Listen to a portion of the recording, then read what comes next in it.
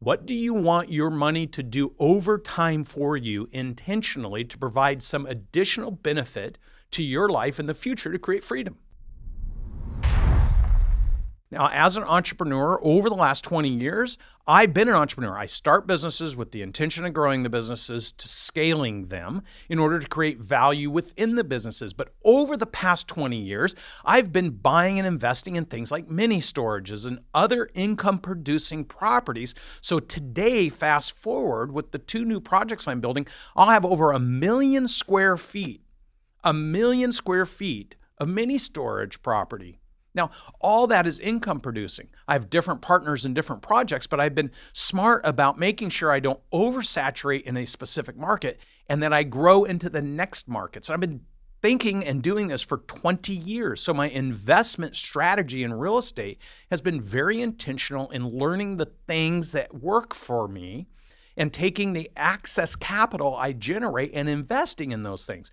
Then I build my business, sell it, and I have a lot more money to invest in other things. So for me, for example, knowing what kind of return I want to create, because diversification is important, I invest money with Grant and Cardone Capital, because then I know I have a real estate portfolio that has multi-family houses with somebody who's got a very strategic approach at how they're buying and what they're buying, where they're buying, and why they're buying things that I call flight to quality. So if the market contracts, those particular properties will go up in value because people with money would rather live there than in some crappy place. Well, that's how they pick their product. They pick the things that might be a little more expensive today, but has a flight to quality opportunity if there's a contraction in the market. Why mini storages? Because when people have big houses, they accumulate boats and RVs and lots of things, and they need an overflow place to put that stuff.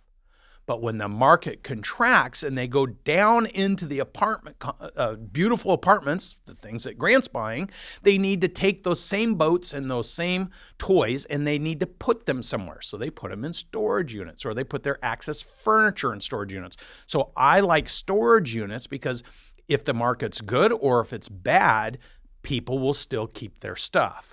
Grant likes multifamily housing that's beautiful and has parks in it and water features and swimming pools and looks and feels like a home, because he knows that if the market contracts, people will flight from their homes to quality, which will be the properties he's investing in. That is a specific strategy. I have my mini storage strategy. He has his multifamily strategy. I have a strategy for business. I want to create a very specific business that returns a very specific amount of money back to me so I can invest in things while I'm working and build the equity in my business.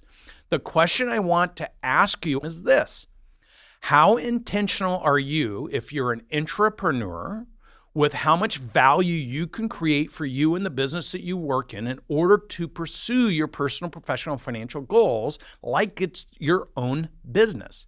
How intentional are you as a solopreneur to do the same? How intentional are you as an entrepreneur about what you want to build, why you want to build it, who you want to build it with, and what the value is that you're creating? And then as an investorpreneur, what do you want your money to do over time for you intentionally to provide some additional benefit to your life in the future to create freedom? This podcast is dedicated to those that are in pursuit of freedom, not in pursuit of security. So someone who has a good job, who's not trying to ascend in an organization or have a bigger picture about the value that they could create, I don't call those intrapreneurs. I call those dedicated employees. But for those people who are operating inside of somebody else's system with the intention, specific direction of ascending, taking and learning and adding value in new areas in order to win with the organization and doing it intentionally, I call them intrapreneurs. So whether you're an intrapreneur, a solopreneur, an entrepreneur, or an investorpreneur, you need to be critically intentional about the decisions and choices and people you trust in the process of pursuing your personal, professional, and financial goals. Find those people that are examples to you. Emulate the success that they had.